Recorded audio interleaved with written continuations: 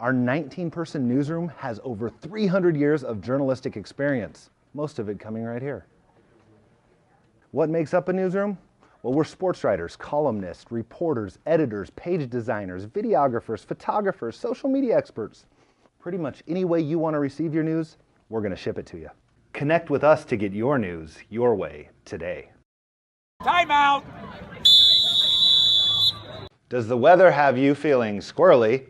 If so, jump into timeout with me. I'm Tom Behmer. Let's get started with Norfolk High School. Panthers had 2 losses over the weekend to Lincoln High in overtime on Friday night and Lincoln Pius X on Saturday night, 54-44.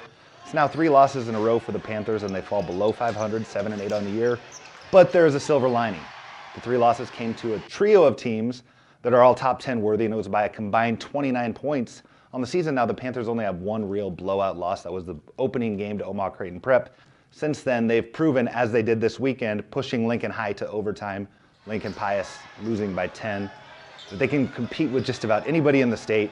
Luke Kluver's a big reason why. Right now, 15.1 points per game for the junior. Matt Hagedorn follows closely behind at 12.9. Norfolk will host Papillion La Vista on Thursday. Norfolk, one of the few teams in the state, in the area especially, that wasn't affected by weather on Tuesday. If you haven't gotten out of the house or looked outside, there's a lot of snow dumped on northeast Nebraska.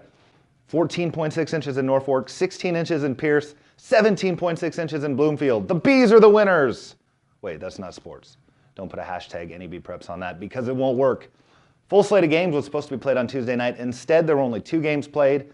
In boys basketball, and that was the Southwest Conference Tournament. Valentine lost to Cozad. Ainsworth beat McCook to move on. And that just kind of really gets us rolling with conference tournaments. Last week, Humphrey St. Francis was the Goldenrod Conference Tournament runner-up. And next week, it's conference tournament week. Let's look at it really quickly.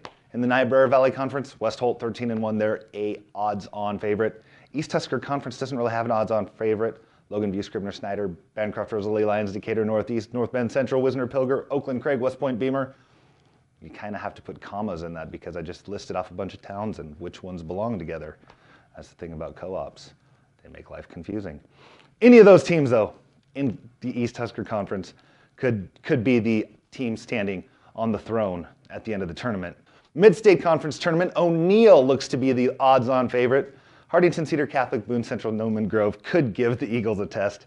And in the Lewis and Clark Conference Tournament, it looks like it's going to come down once again to Ponca and Winnebago. They met last week for the 2nd time on the year. First time, if you remember, Ponca defeated Winnebago 60-58 on a nearly buzzer-beating scoop layup by Logan Kingsbury.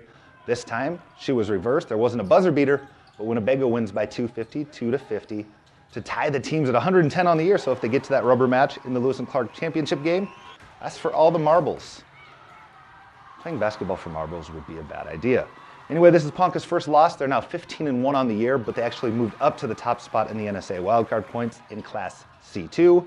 For Winnebago, the win was followed by a loss to Gretna on Saturday at the Nebraska Prep Classic, but Gretna is the #1 team in Class B, and Lance Denny didn't quite have the night against Gretna that he did against Ponca.